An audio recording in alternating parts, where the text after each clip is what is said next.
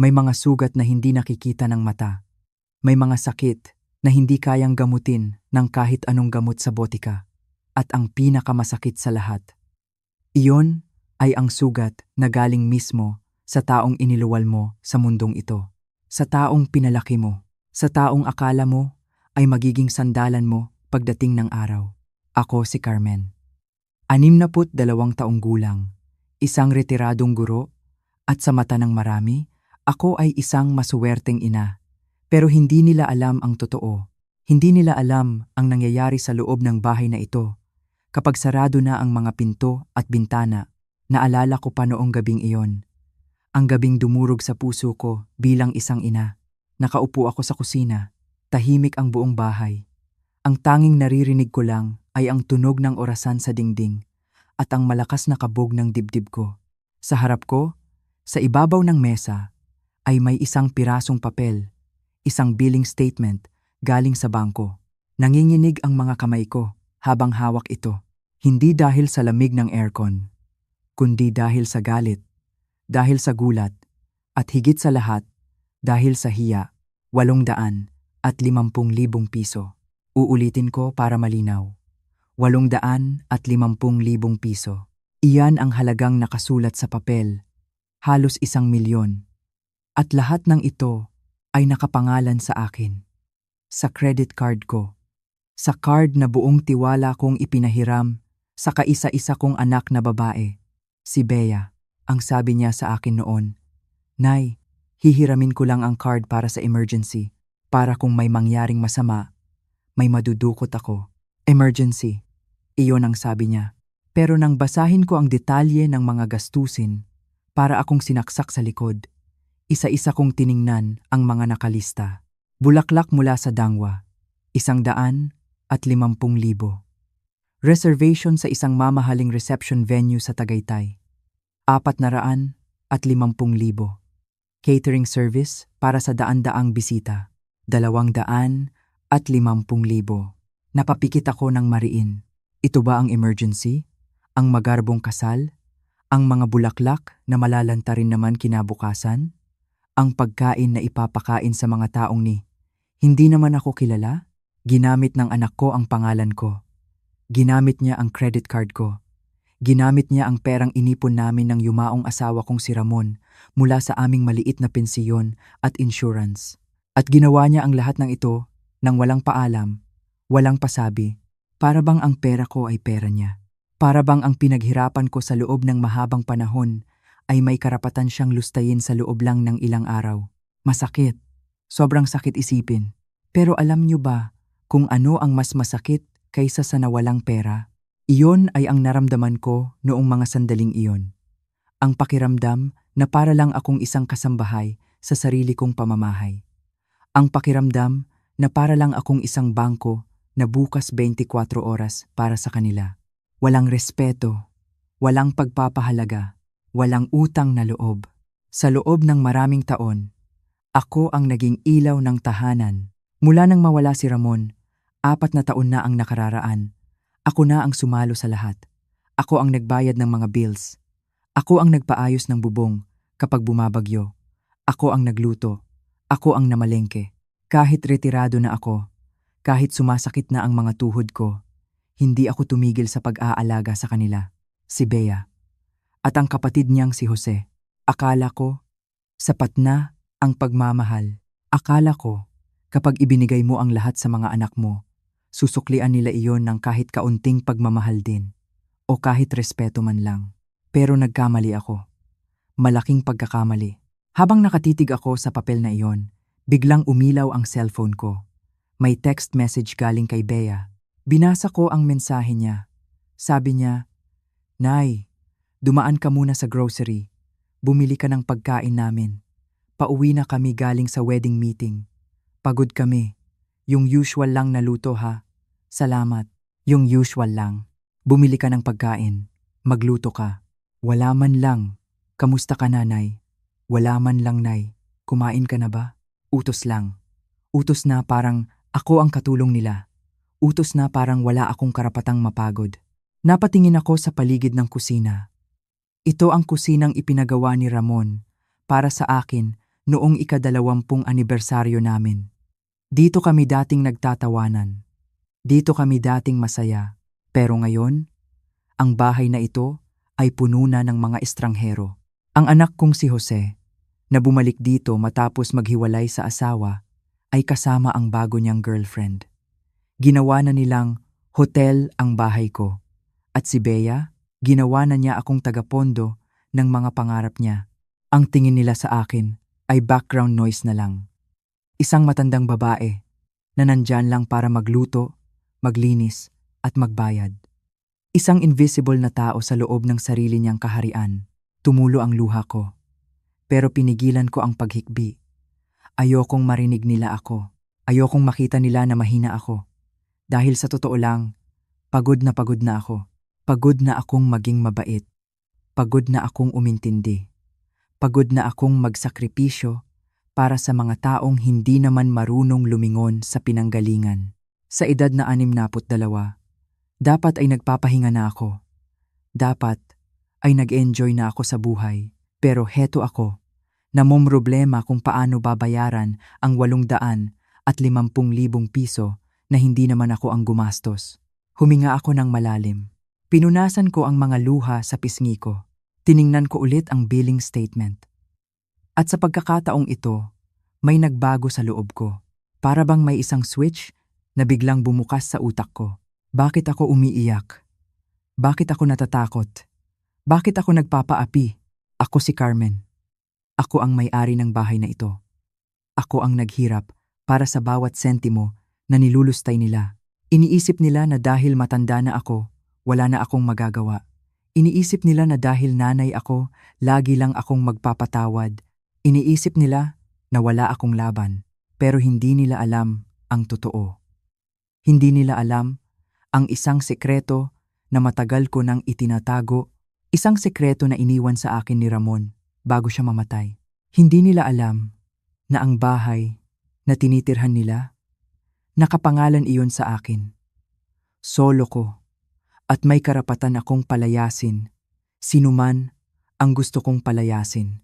Hindi nila alam na ang insurance ni Ramon at ang naiwan niyang mana ay hindi basta-basta makukuha ng kung sino-sino.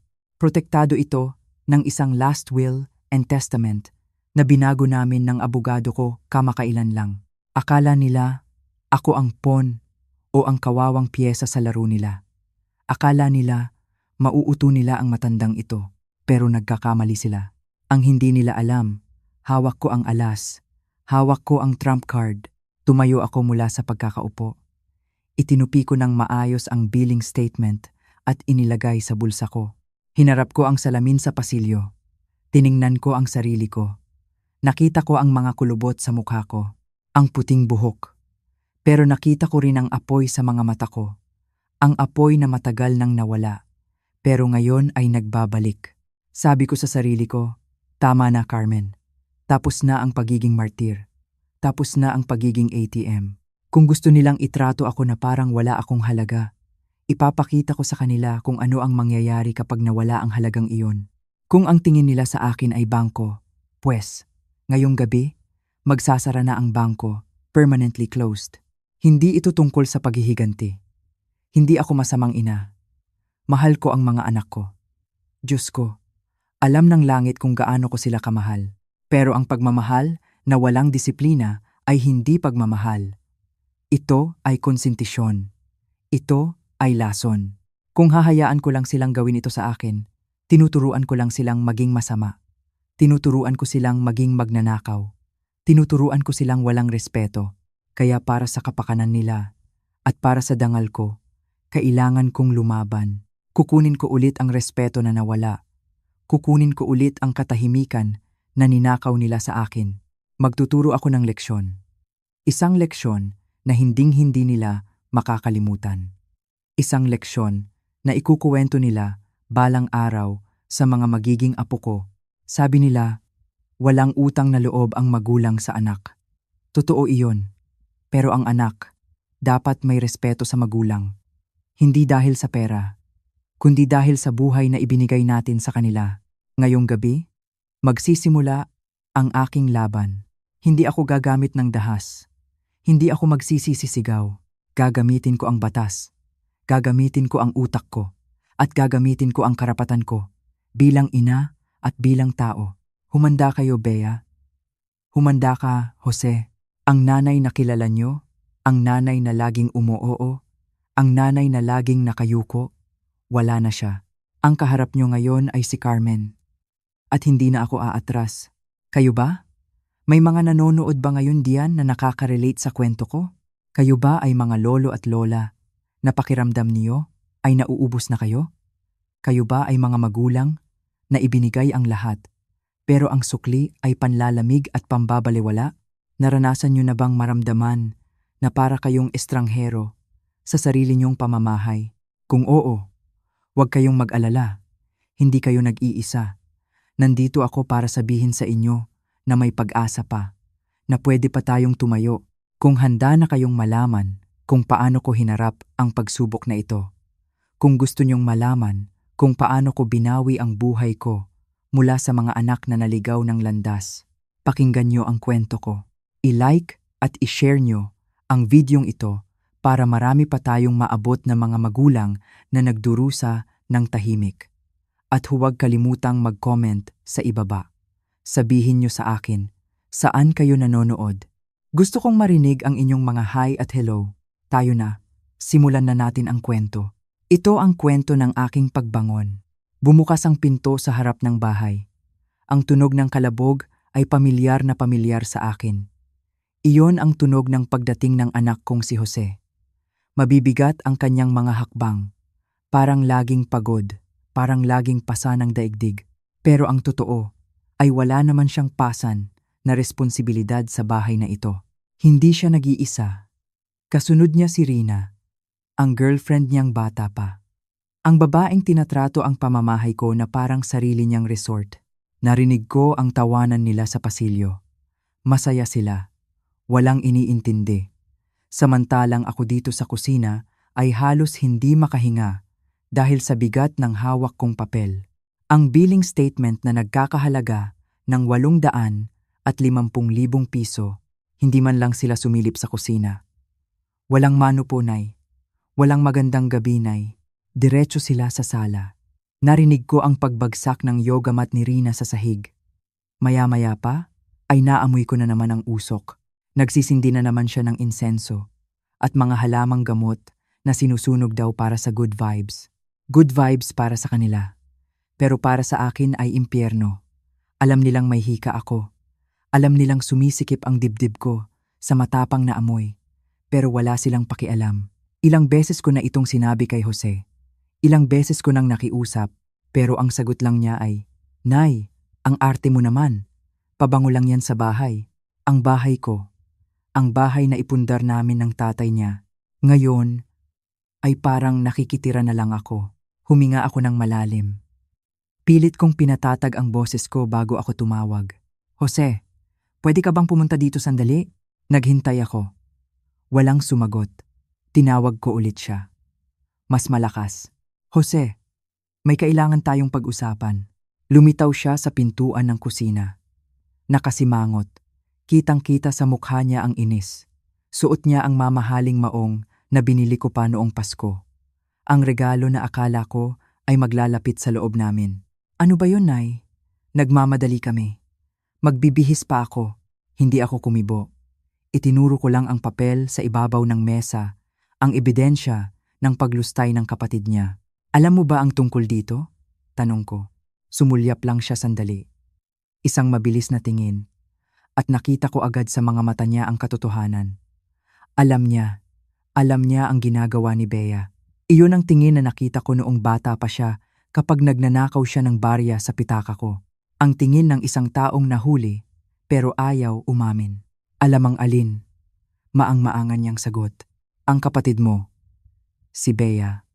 Ginamit niya ang credit card ko. 850,000 piso, Jose, para sa kasal niya. Tumahimik siya sandali. Pagkatapos ay nagkibit-balikat siya. Ang kilos na iyon ay parang sampal sa mukha ko. Walang pagsisisi. Walang gulat. Yan ba? Nabanggit nga niya. Sinabi niyang kailangan niya ng pambayad sa venue. Tinitigan ko siya. Hindi ako makapaniwala sa narinig ko. Jose, ito ang ipon ko. Ito ang emergency fund ko. Hindi ito pambayad sa party. Tumawa siya ng mahina. Isang tawang walang galang. Nay naman, pera lang yan. Huwag kang madrama. Ang dami mo namang pera eh. May pensiyon ka, may bahay ka. Saka, stress na si Bea sa kasal. Intindihin mo na lang. Pera lang yan. Para sa kanya, ang dugo at pawis ko ay pera lang. Ang seguridad ko sa pagtanda ay pera lang. Naramdaman ko ang init na umaakyat sa leeg ko. Pero pinigil ko ang pagsabog. May isa pa akong tanong. Isang tanong na kanina pa bumabagabag sa akin. Sige, sabihin na nating pera lang. Tinitigan ko siya sa mata.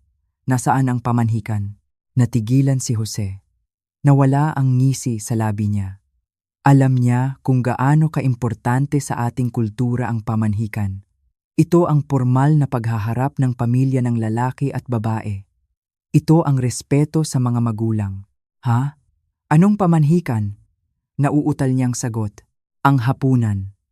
Ang pamamanhikan ng pamilya ni Mark. Kailan gaganapin? Bakit wala pa akong natatanggap na imbitasyon? Ako ang nanay ng ikakasal. Jose, yumuko siya. Tiningnan niya ang kanyang mga kuko.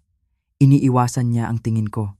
At sa katahimikan na iyon, narinig ko ang sagot bago pa man niya ito bigkasin. Kasi, Nay, kamot siya sa ulo. Tapos na, parang huminto ang mundo ko. Anong ibig mong sabihing tapos na? Bulong ko. Kahapon, nag-dinner na sila, kasama ang pamilya ni Mark, kasama si Bea. At nasaan ako? Tanong ko, kahit alam ko na ang sagot. Gusto kasi ni Bea na simple lang. Intimate lang, Nay. Alam mo naman yon. Ayaw niya ng magulo. Ayaw niya ng drama. Ako. Ang sarili niyang ina. Ang babaeng nagluwal sa kanya. Ang babaeng nagbabayad ng kasal niya. Ako ang drama, kaya hindi ako inimbita. Kaya pala buong araw silang wala kahapon. Kaya pala nagmamadali silang umalis. Nagdidiwang sila. Nagtatawanan. Pinag-uusapan ang kasal. Habang ako ay naiwan dito sa bahay. Naghihintay sa wala. Ang sakit ay hindi galing sa galit. Galing ito sa pagkadurog. Dahan-dahan kong itinupi ang billing statement. Ah, ganoon ba? Intimate? Sabi ko ng mahina. Oo, Nay. Huwag ka nang magtampo. Invited ka naman sa kasal eh. Siyempre nandoon ka. Siyempre nandoon ako. Kasi kailangan nila ng display. Kailangan nila ng nanay sa litrato. At higit sa lahat, kailangan nila ng magbabayad. Sige, sabi ko. Akyat ka na. Matutulog na ako. Umalis si Jose na parang walang nangyari. Narinig ko pa siyang sinabi kay Rina, okay na. Naayos ko na si Mama. Naayos. Para akong sirang gamit na kailangang ayusin. Naiwan akong mag-isa sa kusina. Ang puso ko ay parang pinipiga. Pero sa likod ng sakit, may isang bagay na nagsisimulang mabuo. Isang desisyon. Napakatahimik ng gabi. Nakaupo ako sa silyon ni Ramon, ang asawa ko, ang katuwang ko sa buhay. 4 na taon na siyang wala. Pero ngayong gabi, parang ramdam na ramdam ko ang kawalan niya. Kung nandito lang sana si Ramon, hindi nila ako gaganyanin. Kung nandito lang sana siya, may magtatanggol sa akin. Pero wala na siya. At ang mga iniwan niyang anak para alagaan ako, sila pa ang umuubos sa akin. Tiningnan ko ang paligid ng sala, ang mga litrato sa dingding. Litrato ni Bea noong graduation niya. Litrato ni Jose noong una siyang nagbasketball. Naalala ko noong maliliit pa sila. Naalala ko kung paano ko inaalagaan si Jose kapag may lagnat siya. Hindi ako natutulog ng ilang gabi. Mapunasan lang ang pawis niya. Naalala ko kung paano ko ipinangutang ang tuition fee ni Bea para lang makapag-aral siya sa magandang eskwelahan. Lahat ng sakripisyo, lahat ng pagtitipid. Hindi ako bumibili ng bagong damit para may maibigay sa kanila. Kumakain ako ng tira-tira para mabusog sila. At ito ang ganti? Isang utang na 800 at 50,000 at isang pamanhikan na hindi ako kasali. Biglang umilaw ang cellphone ko sa dilim. May mensahe na naman. Galing kay Bea. Binuksan ko ito. Umaasa ako na baka nagsosorry siya. Baka sasabihin niyang, Nay, patawad at hindi ka namin sinama kahapon. Pero mali ako. Ang nakasulat sa text ay, Nay, nakalimutan kong sabihin. Kailangan ko pa pala ng extra 100K para sa catering deposit bukas. Kulang yung budget. Di ba may natira pa sa insurance ni tatay? Gamitin mo na lang muna yon. Thanks, Nay. You are the best. 100,000. Gamitin daw ang insurance ng tatay nila. Napahawak ako sa dibdib ko. Ang insurance ni Ramon. Iyon na lang ang natitira kong sandalan. Iyon ang perang inilaan ni Ramon para sa akin. Sabi niya bago siya mamatay, Carmen, itabi mo yan para kapag nagkasakit ka, may madudukot ka para hindi ka aasa sa mga bata. Alam ni Ramon. Alam niya noon pa na hindi ako pwedeng umasa sa kanila. Pinasa ko ulit ang text. You are the best. Ako ang best kapag nagbibigay ako ng pera. Pero kapag oras na ng pamilya, ako ay drama. Ako ay abala. Sa loob ng 34 na taon ng pagiging ina, ito ang unang beses na nakaramdam ako ng ganito. Pagod, hindi pagod ng katawan, kundi pagod ng kaluluwa. Tinitigan ko ang cellphone. Ang daliri ko ay naka-hover sa reply button. Dati-rati, magta-type ako ng sige anak, bukas ipadadala ko. Dati-rati, hahanap ako ng paraan kahit wala na akong pera. Pero ngayon, may namatay sa loob ko ngayong gabi. Namatay ang Carmen na martir. Namatay ang Carmen na enabler. Pinindot ko ang delete. Binura ko ang mensahe. Hindi ako nag-reply. Inilapag ko ang telepono sa mesa. Sa dilim ng sala, kinausap ko ang asawa ko. Ramon, bulong ko. Patawarin mo ako kung naging mahina ako. Patawarin mo ako kung pinalaki ko silang ganito. Pero ipapangako ko sa'yo, itatama ko na ito. Oras na para matuto sila. Kung gusto nilang maging matanda, hayaan natin silang maramdaman ang hirap ng buhay ng matanda. Kung gusto nilang mag-asawa, panindigan nila ang gastos ng pag-aasawa. Hindi na ako bangko. Hindi na ako ATM. Ako ay tao. At bukas na bukas din, makikilala nila kung sino talaga si Carmen kapag napuno na ang salop. Ang katahimikan ng bahay ay hindi na nakakatakot. Sa halip, para itong isang yakap, isang senyales na tama ang gagawin ko. Nakaidlip ako sa silyon na may ngiti sa labi. Bitbit ang isang planong babago sa lahat. Nagising ako ng maaga. Ang sikat ng araw ay tumatama sa mukha ko. Iba ang pakiramdam ko ngayon. Mas magaan. Mas malinaw ang isip. 7:00 ng umaga, nakabihis na ako. Nagsuot ako ng maayos na damit. Naglagay ako ng kaunting lipstick. Handa na ako sa aking misyon. Ang una kong tinawagan ay ang bangko. Kalmado ang boses ko nang kausapin ko ang customer service. Magandang umaga. Gusto kong i-report ang ilang unauthorized charges sa credit card ko. Ma'am, sabi ng nasa kabilang linya. Kukumpirmahin ko lang po. Sinasabi niyo po bang hindi kayo ang gumastos ng mga ito? Kasi po, supplementary card holder ang gumamit. Oo, sagot ko ng matatag. Ang card na iyon ay para lamang sa emergency. Ang kasal ay hindi emergency. Ang mga gastos na iyon ay walang pahintulot ko. Ibig sabihin, ninakaw ang pera ko. Tumahimik sandali ang nasa kabilang linya. Ma'am, kailangan ko pong ipaalam sa inyo. Kung ide-declare nyo itong fraud, magkakaroon po ng investigasyon. At maaari pong makasuhan ng kriminal ang gumamit ng card. Kahit po anak niyo pa siya, napapikit ako. Nakita ko ang mukha ni Bea noong sanggol pa siya. Pero nakita ko rin ang mukha niya noong tinalikuran niya ako para sa pamanhikan. Naiintindihan ko, sabi ko. Ituloy niyo ang proseso. I-freeze niyo ang card. Ngayon din, pangalawang tawag. Sa bangko, kung saan nakadeposito ang ipon ko. Gusto kong tanggalin ang pangalan ni Jose sa joint account namin, sabi ko sa manager. At gusto kong palitan lahat ng password ng online banking ko. Sa loob ng 10 minuto, putol na ang access ni Jose. Wala na siyang makukuhang pera para sa gasolina, para sa date nila ni Rina o para sa mga luho niya. Pangatlong destinasyon. Ang opisina ng aking abogado, si Attorney Santos. Matagal na kaming magkaibigan ni Attorney. Nang marinig niya ang kwento ko, halos mahulog siya sa upuan. Carmen, sigurado ka ba dito? Tanong niya habang hawak ang draft ng aking last will and testament. Siguradong sigurado, sagot ko. Tatanggalin ko sila sa mana. Ang bahay, ang lupa, at ang natitirang pera ng insurance, gusto kong ibigay sa charity, sa orphanage, at sa scholarship fund para sa mga estudyanteng kapuspalad. Mas mabuti pang ibigay ko ang pera sa mga taong nangangailangan at marunong magpasalamat kaysa sa mga anak na hinihintay lang akong mamatay para magkapera. Sige, sabi ni attorney. Gagawin natin to. Huling tigil ko bago umuwi ay sa hardware store.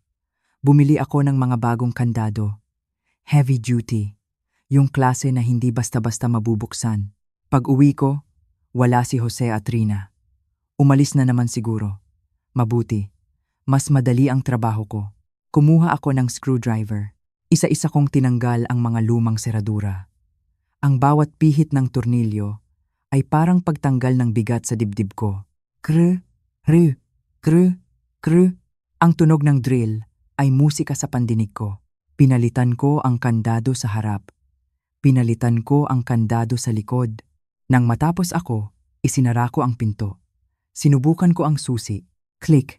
Ang tunog ng pagsara ay napakalutong. Napakatibay. Ito ang tunog ng kalayaan. Ito ang tunog ng hangganan. Simula sa araw na ito, hindi na sila pwedeng pumasok at lumabas sa buhay ko kung kailan nila gusto. Hawak ko ang susi. Mahigpit. Ito na ang simula ng pagbawi ko sa sarili kong buhay. 9:00 ng umaga. Nasa labas ako ng lumang eskwelahan kung saan ako nagturo ng mahigit 3 dekada. Nakaupo ako sa loob ng kotse. Pinapanood ang mga magulang na naghahatid sa mga anak nila. Biglang tumunog ang cellphone ko. Ang ringtone na inassign ko kay Bea. Tumunog ito nang tumunog. Hindi ko sinagot. Tumigil sandali. Tapos tumunog ulit. At ulit. Sa pang-apat na tawag, huminga ako ng malalim at sinagot ko. Hello? Nay, Diyos ko naman. Kanina pa ako tumatawag. Halos mabasag ang eardrum ko sa tili ni Bea. Boses pa lang, alam kong panik na siya. Nasa labas ako, Bea. Bakit? Kalmado kong tanong. Nay, may problema sa credit card. Nasa supplier ako ngayon ng bulaklak. Magbabayad sana ako ng down payment para sa centerpieces. Na-decline, sabi ng machine. Pick-up card daw, o kaya contact bank. Nakakahiya, Nay. Ang daming tao dito. Narinig ko ang panginginig sa boses niya. Yung takot na mapahiya. Yung takot na hindi makuha ang gusto. Sabi ko. Oo, alam ko. Anong alam mo? Nay, ayusin mo to. Tawagan mo ang bangko ngayon din. Sabihin mo sa kanila na okay yung charges. Baka na-flag lang kasi malaki yung amount. Hindi na flag, Bea. Sabi ko ng dahan-dahan. Para bang nagtuturo ako sa grade 1 na estudyante. Ako ang nagpa-block ng card. Pina-freeze ko na ito. Katahimikan. Isang mahabang katahimikan sa kabilang linya. Ha? Ano? Parang hindi niya ma-process ang sinabi ko. Bakit mo ginawa yon? Nay, ang lapit na ng kasal. 6 na linggo na lang. Masisira ang kasal ko kapag hindi nabayaran ang mga suppliers. Alam ko ang petsa, Bea. Bakit mo ginagawa to? Mamanhikan na nga lang kami kahapon. Nagkaproblema pa kami sa bayad tapos ngayon ito. Nabanggit din niya ang pamanhikan, pero hindi para mag-sorry, kundi para magreklamo. Bea, sabi ko. Ang boses ko ay matatag, walang halong galit, kundi puro katotohanan. Ang card na iyon ay para sa emergency. Ang sabi ko sa'yo, gamitin mo lang kapag may sakit o may aksidente. Emergency naman to Kapag hindi na bayaran ng venue, mawawala ang slot namin. Emergency yon. Hindi, sagot ko. Ang kasal ay hindi emergency. Ang kasal ay luho. Ang kasal ay choice. Pinili mong magkaroon ng magarbong kasal na wala ka namang pambayad. Nay naman! Umiiyak na siya ngayon. Yung iyak ng batang hindi nabilhan ng candy. Bakit ka nagkakaganyan? Dahil ba sa pera? Babayaran naman kita Pagkatapos ng kasal, kapag nakuha na namin ang mga regalo, babayaran kita. Hindi mo ako kayang bayaran, Bea. Dahil 800 at 50,000 na ang nakuha mo. Narinig ko ang pagsinghot niya. Alam kong magpapalit na siya ng taktika, gagamitin na niya ang huling alas niya. Ang emosyonal na blackmail. Nay, lumambot ang boses niya. Wala ka bang tiwala sa akin? Anak mo ako. Kaisa-isa mong anak na babae. Hindi mo ba ako mahal? Hindi mo ba gustong maging masaya ako? Ito na. Ang linyang nagpatikom sa bibig ko sa loob ng maraming taon. Hindi mo ba ako mahal? Dati, kapag sinabi niya ito, ibibigay ko agad ang gusto niya. Pero ngayon, naalala ko ang pamanhikan. Naalala ko ang intimate dinner na wala ako. Naalala ko ang pagiging ATM ko. Mahal ko ba siya? Oo, sobra. At dahil mahal ko siya, kailangan ko siyang turuan. Gusto kong maging masaya ka, Bea, sabi ko. Pero gusto ko ring matuto kang tumayo sa sarili mong paa. Gusto kong maging responsable kang asawa. At hindi mo matututunan yon kung lagi kitang sasaluhin. Nay, please, mapapahiya ako kay Mark. Mapapahiya ako sa pamilya niya. E di sabihin mo sa kanila ang totoo. Sabihin mo kay Mark na ginagastos mo ang pera ng nanay mo nang walang paalam. Nay, magbayad ka gamit ang sarili mong pera, Bea. O kaya, maghanap ka ng kasal na kaya ng bulsa niyo. Napakasamang ina mo, sigaw niya. Sinisira mo ang buhay ko. Hindi anak.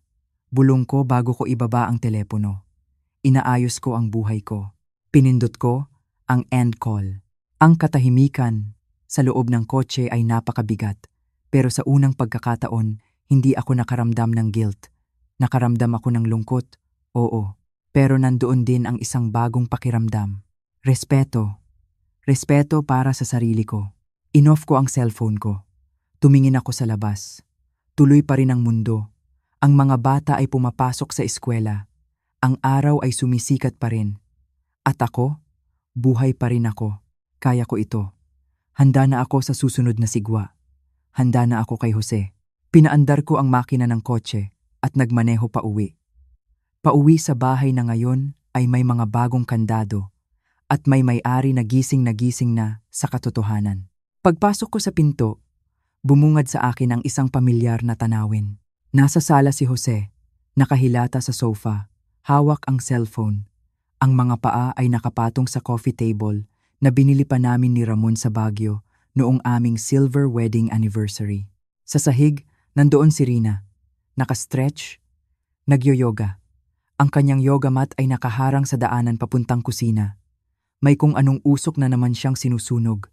Amoy damo. Amoy na sumasakal sa lalamunan ko. Tumigil ako sa may pintuan. Tinitigan ko sila. Ito ang buhay nila. Gigising ng tanghali. Kakain. Magse-cellphone. Mag-ehersisyo. At hihintayin akong magluto ng hapunan. Samantalang ako, galing ako sa labas. Galing ako sa pakikipaglaban para sa dangal ko. Galing ako sa pagpapalit ng mga kandado ng bahay na ito. Nay, bati ni Jose nang hindi tumitingin. Buti, dumating ka na. May sira yata yung ATM card ko. Nagwi-withdraw ako kanina sa kanto. Invalid card ang lumalabas. Wala tuloy akong panggasolina. Pahingi naman ng cash dyan. Kahit 2,000 lang. 2,000. Hinihingi na, parang barya.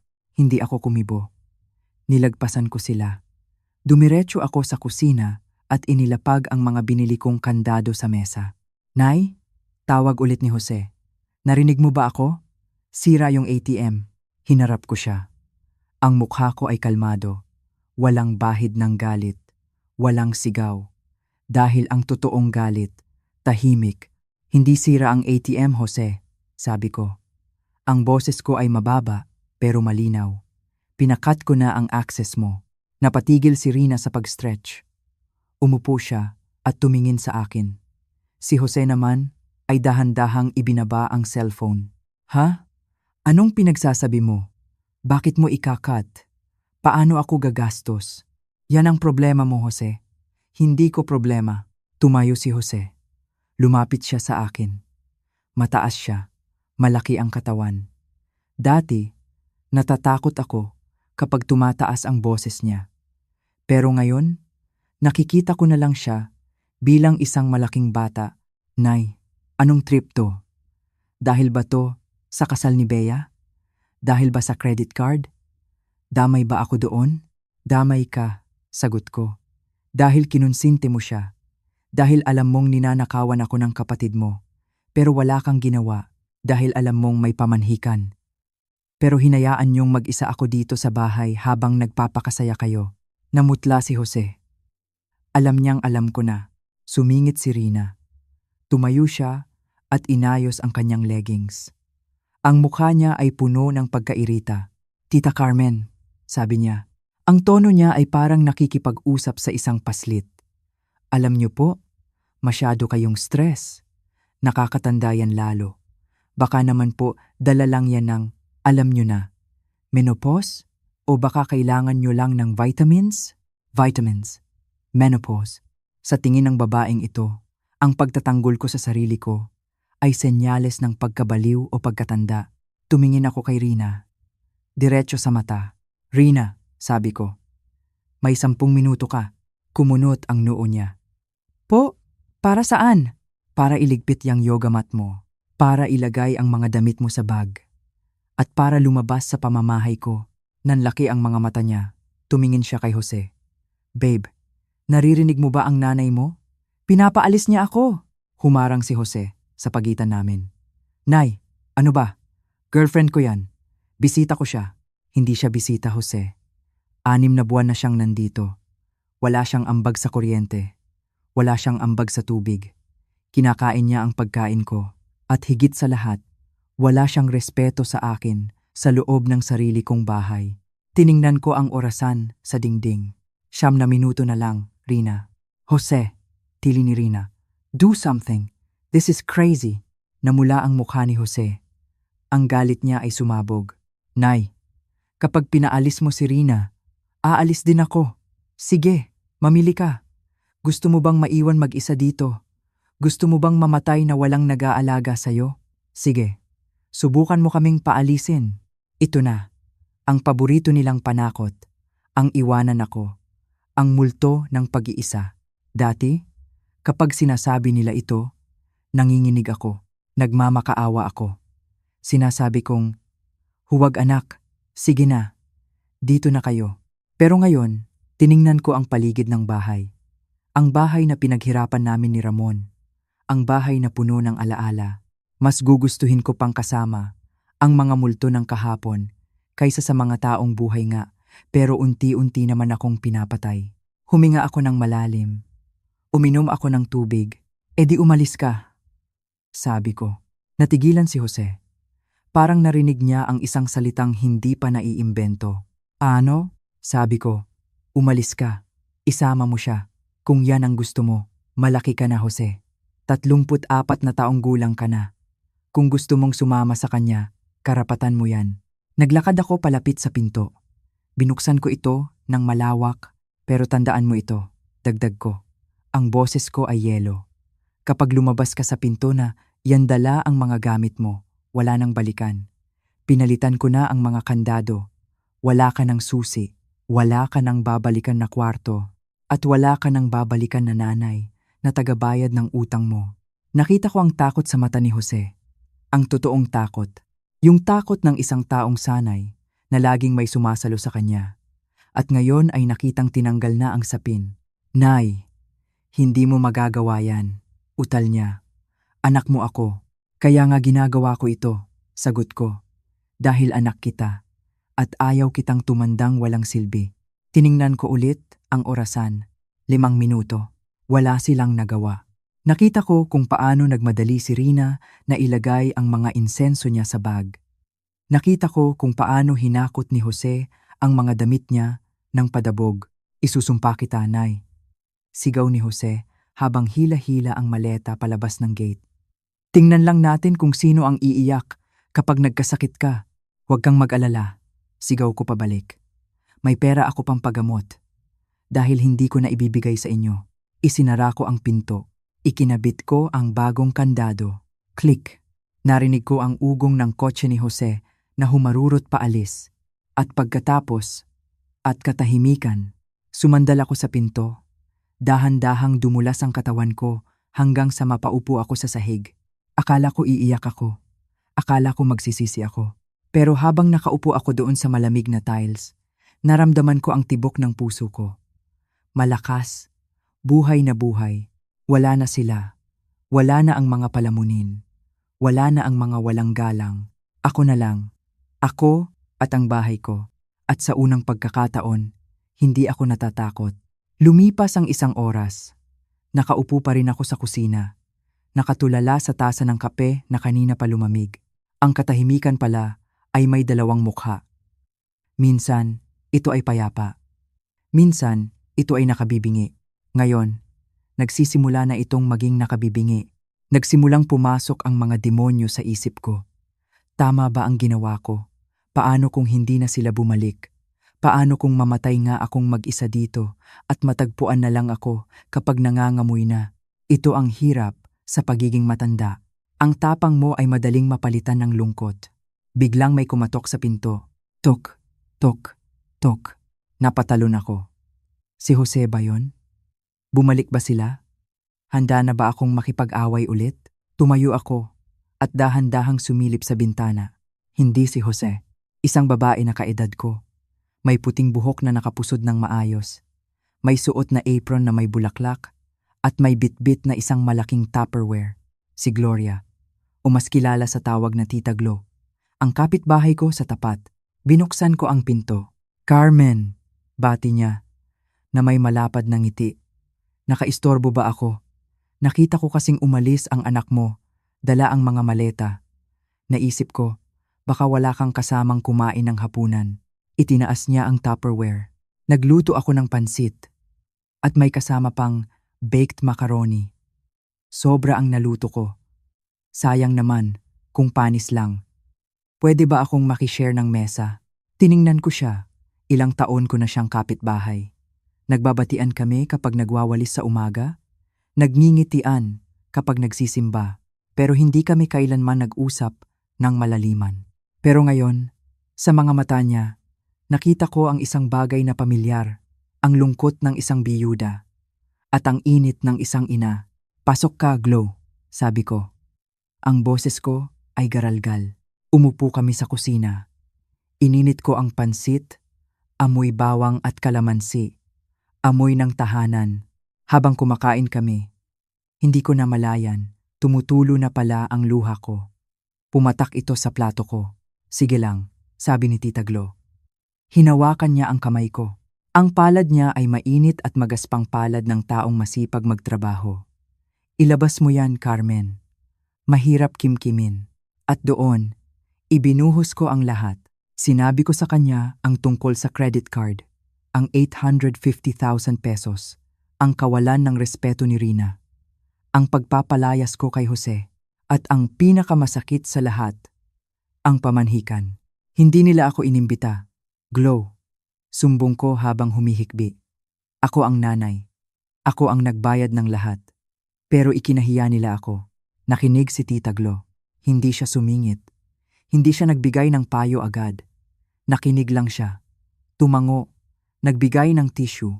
Nang matapos ako, uminom siya ng tubig at tiningnan ako ng seryoso. Carmen, sabi niya. Alam mo ba kung bakit namatay ang asawa ko? Umiling ako. Ang alam ko lang ay nagkasakit ito. Heart attack, sabi niya. Pero ang totoo, namatay siya sa sama ng loob, sa bunso naming anak. Sugo sa kasino, sugo sa barkada, ubos ang pera namin. Kinunsinti namin kasi mahal namin. Hanggang sa huli, nung naubos na kami, iniwan din kami. Hinawakan niya nang mahigpit ang kamay ko. Kaya sinasabi ko sa'yo, Carmen, tama ang ginawa mo. Hindi ka masamang ina. Isa kang matapang na ina. Ang ginawa mong pagpapalayas, yan ang tinatawag na tough love. Minsan, kailangan mong saktan ang anak mo para iligtas siya sa sarili niya. Natatakot ako, Glo. Aminis ko. Baka hindi na nila ako kausapin. Ngumiti si Tita Glo. Isang ngiti na puno ng karunungan. E di huwag. Kung kakausapin ka lang nila dahil may kailangan sila, hindi pagmamahal yon. Negosyo yon.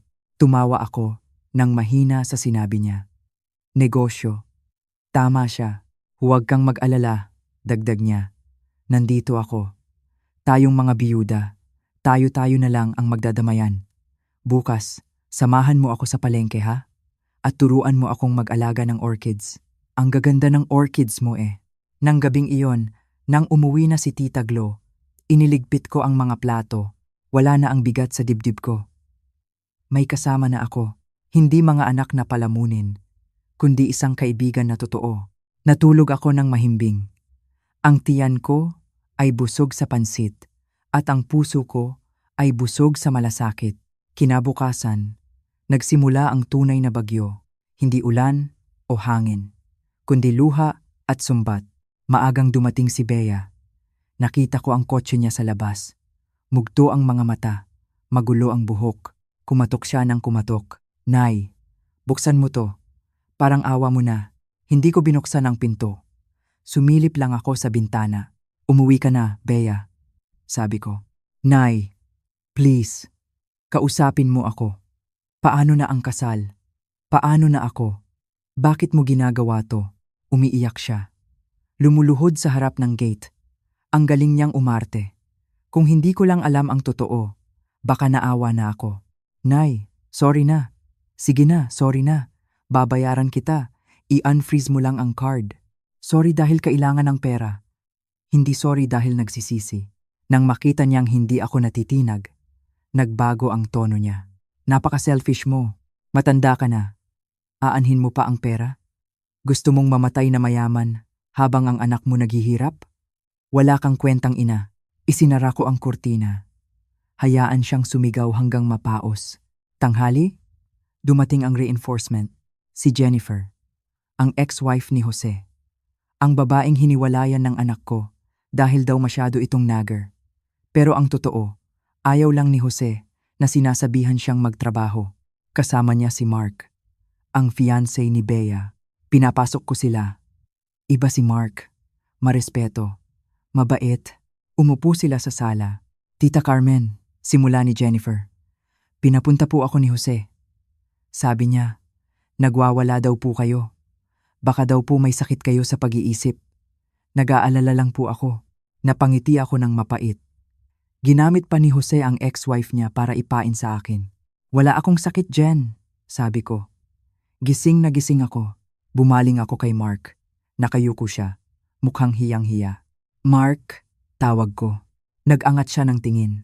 Po, tita, alam mo ba kung bakit ko pinatigil ang kasal? Sabi po ni Bea. Ayaw niyo daw po kaming maging masaya. Sabi niya, nagdadamot daw po kayo. Mark, sabi ko ng mahinahon. Ang 850,000 pesos na ginastos para sa kasal niyo, hindi ko iyon regalo. Ninakaw iyon ni Bea sa credit card ko. Walang paalam, namutla si Mark. Po? Ninakaw? Oo. At ang pamanhikan? Ang dinner na sinabi ni Bea na hindi ako pwede pumunta? Ang totoo, hindi ako inimbita. Dahil kinakahiya niya ako. Nanlaki ang mga mata ni Mark. Tumingin siya sa akin, tapos sa kawalan. Parang may puzzle na nabuo sa isip niya. Sabi niya po sa akin, may sakit kayo, kaya hindi kayo makakapunta. Sabi niya, kayo ang may ayaw. Nagsinungaling siya, Mark. Sa akin. At sa'yo. Yumuko si Mark. Nakita ko ang panginginig ng mga balikat niya. Ang lalaking ito ay mabuti. Hindi siya nararapat sa kasinungalingan. Umalis sila na mabigat ang loob. Pero hindi pa tapos ang araw. Bandang 4:00, tumunog ang telepono. Si Jose. Sinagot ko at ni-loudspeaker. Nasa tabi ko si Tita Glo. Nakikinig habang naghihimay ng malunggay. Nay! Sigaw ni Jose. Talagang sinusagad mo kami ah. Kinausap mo pa si Jen at si Mark. Sinisiraan mo kami. Sinabi ko lang ang totoo, Jose. Pues, humanda ka. Kinausap ko na ang abogado ko. Pwede kitang ipa-declare na mentally incompetent.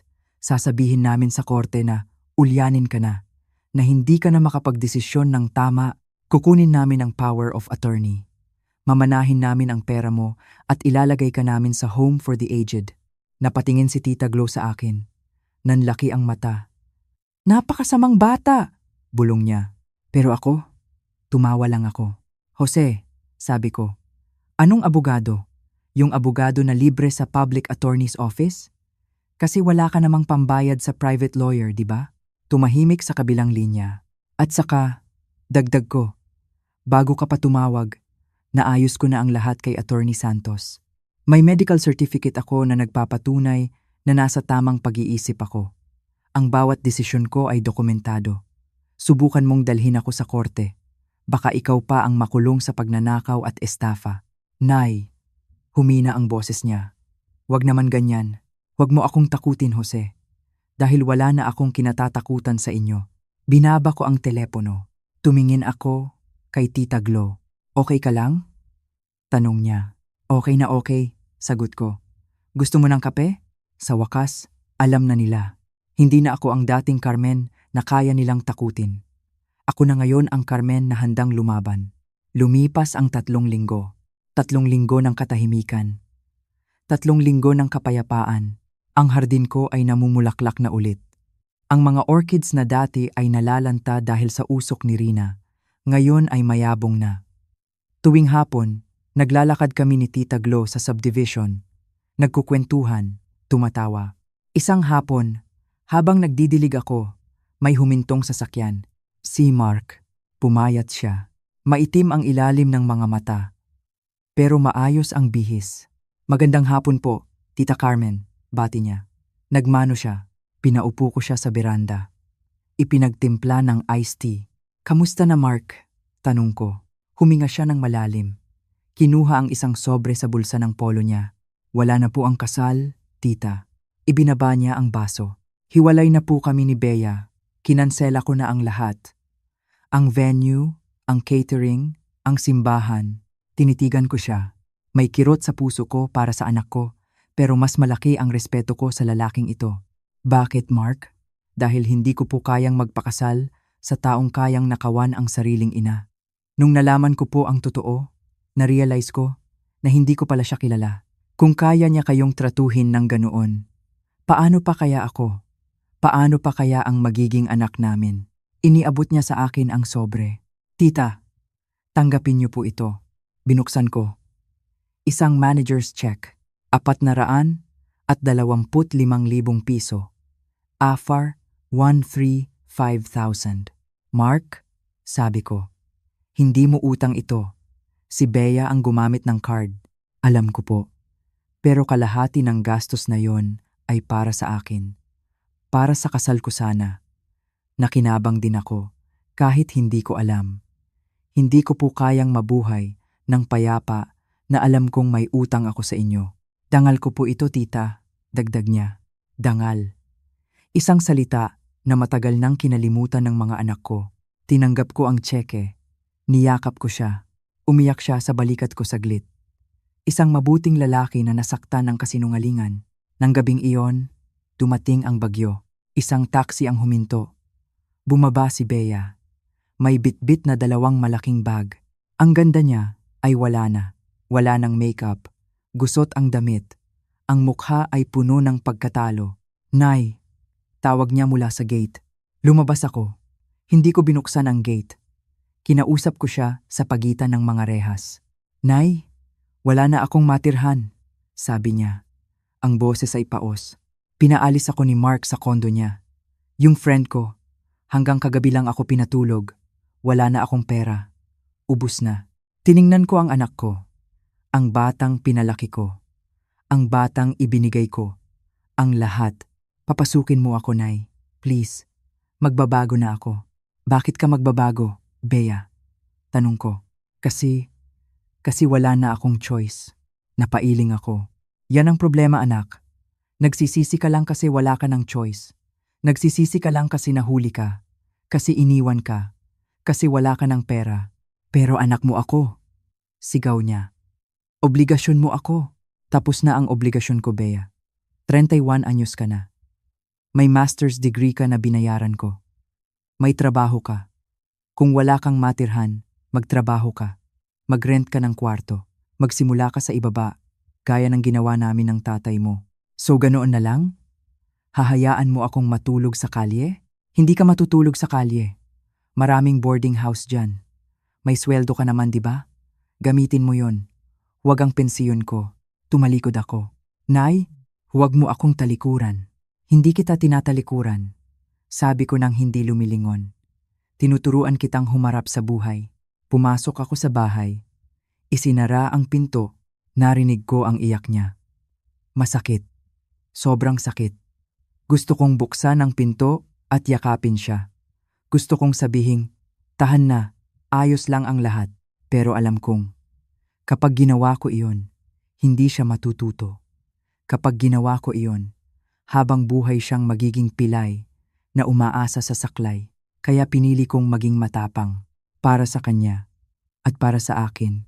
Nang gabing iyon, tahimik ulit ang bahay. Pero hindi na ito malungkot. Hawak ko ang cheque ni Mark.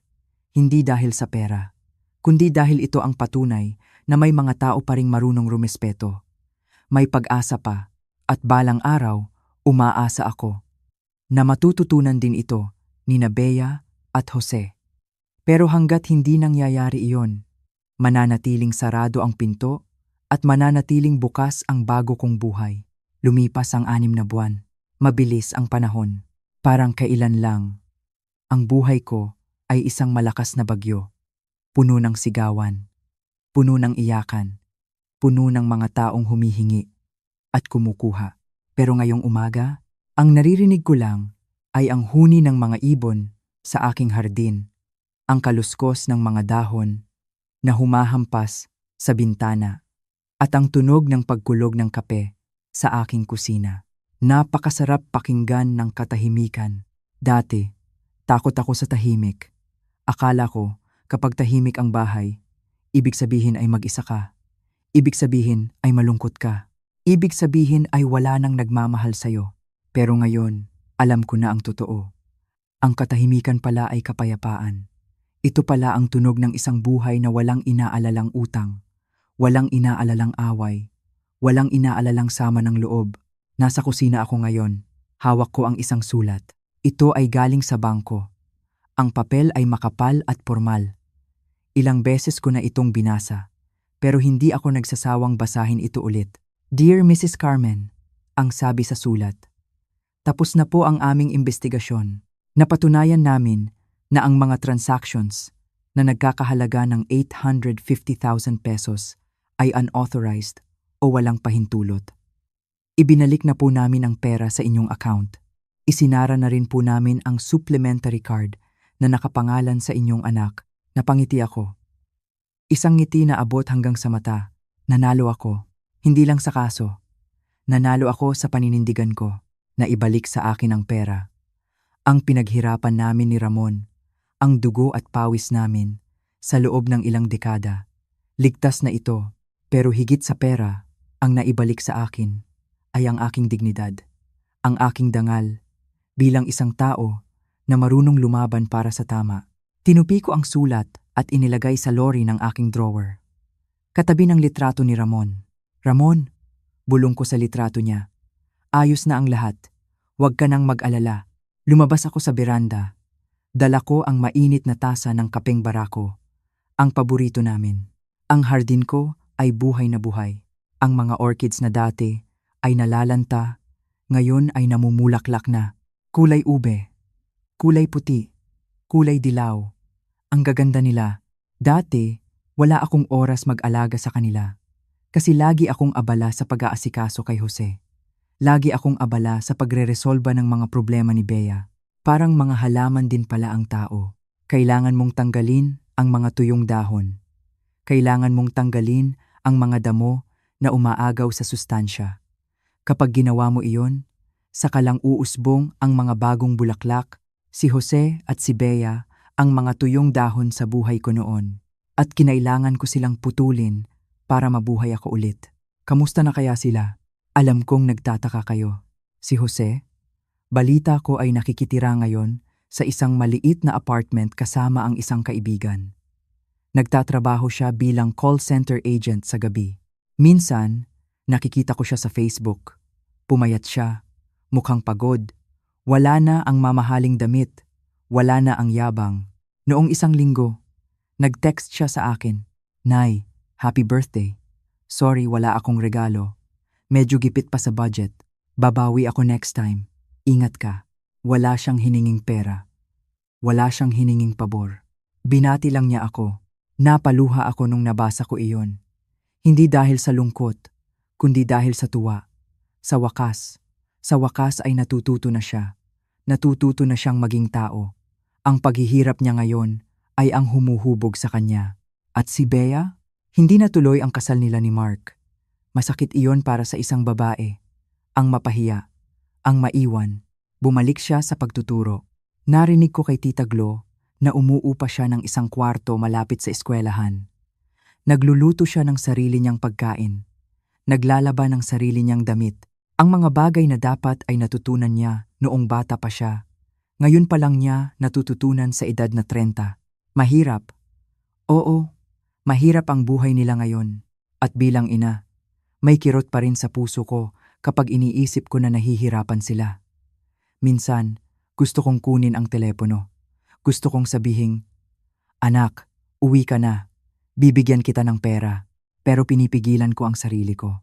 Dahil kung gagawin ko iyon, nananakawin ko sa kanila ang pagkakataong lumaki. Ang pagkakataong maging matatag. Ang tunay na pagmamahal ay hindi laging pagbibigay. Minsan, ang tunay na pagmamahal ay ang paghihigpit. Ang pagpapaubaya sa kanila na madapa para matuto silang bumangon. Carmen, narinig ko ang tawag. Mula sa kabilang bakod, si Tita Glo. Nakasuot siya ng jogging pants at rubber shoes. Hinihingal pero nakangiti. "Tara na. Mahuhuli na tayo sa Zumba sa plaza," sigaw niya. Natawa ako. "Oo, sandali lang. Iinom lang ako ng kape," sagot ko. Si Tita Glo. Ang bago kong pamilya. Mula noong araw na iyon, na dinalhan niya ako ng pagkain, hindi na kami naghiwalay. Sabay kaming nagsisimba tuwing linggo. Sabay kaming namamalengke. Sabay kaming nagtatawanan habang pinapanood ang mga teleserye sa gabi. Narealize ko na hindi kailangan kadugo para maging pamilya. Ang pamilya ay ang mga taong nandyan para sa'yo. Ang mga taong nirerespeto ka. Ang mga taong masaya kapag masaya ka. Inubos ko ang kape ko. Mainit, mapait, pero may tamis sa dulo. Parang ang buhay ko ngayon. Tumayo ako at inunat ang aking mga braso. Naramdaman ko ang sikat ng araw sa balat ko. Ang sarap mabuhay. Sa edad na 62, akala ko dati, patapos na ang kwento ko. Akala ko, ang papel ko na lang sa mundo ay maging taga-alaga ng matatanda ng anak at tagabigay ng pera. Pero nagkamali ako. Ngayon pa lang, nagsisimula ang pinakamagandang kabanata ng buhay ko. May mga plano pa ako. Gusto kong mag-travel. Gusto kong pumunta sa Boracay kasama si Tita Glo. Gusto kong matutong mag-bake ng cake. Gusto kong mag-volunteer sa simbahan at magturo sa mga batang lansangan. Marami pa akong pwedeng gawin. Marami pa akong pwedeng ibigay. Pero sa pagkakataong ito, ibibigay ko ang oras at lakas ko sa mga bagay at tao na nagpapahalaga sa akin. Tumingin ako sa salamin bago ako lumabas ng bahay. Nakita ko ang isang babaeng may puting buhok. May mga guhit sa noo. May mga peklat ng kahapon. Pero nakita ko rin ang isang babaeng malaya. Isang babaeng buo. Gusto kong sabihin ito sa inyo. Sa mga kapwa ko nanay. Sa mga kapwa ko lola na nakikinig ngayon. Huwag kayong matakot. Huwag kayong matakot na piliin ang sarili nyo. Ang pagmamahal sa sarili ay hindi pagiging madamot. Uulitin ko para tumatak sa isip nyo. Ang pagmamahal sa sarili ay hindi pagiging madamot. Ito ay pagtuturo sa iba kung paano ka dapat tratuhin. Kapag inubos mo ang sarili mo para sa iba, wala nang matitira para sa'yo. At kapag wala nang natira sa'yo, wala ka na ring maibibigay na maganda sa mundo. Kaya magtira kayo. Magtira kayo para sa sarili nyo. Ingatan nyo ang inyong ipon. Ingatan nyo ang inyong kalusugan. At higit sa lahat, ingatan nyo ang inyong puso. May karapatan kayong maging masaya. May karapatan kayong magkaroon ng payapang isip. May karapatan kayong humindi. Huwag nyo hayaang gamitin kayo ng kahit sino. Kahit pa anak nyo sila. Dahil ang anak na tunay na nagmamahal, hindi ka gagamitin. Aalagaan ka nila. Gaya ng pag-aalaga mo sa kanila noong maliliit pa sila. Kinuha ko ang susi ng bahay. Ang bagong susi para sa bagong kandado. Lumabas ako ng pinto at isinara ito ng maayos. Click. Ligtas ang bahay ko. Ligtas ang puso ko.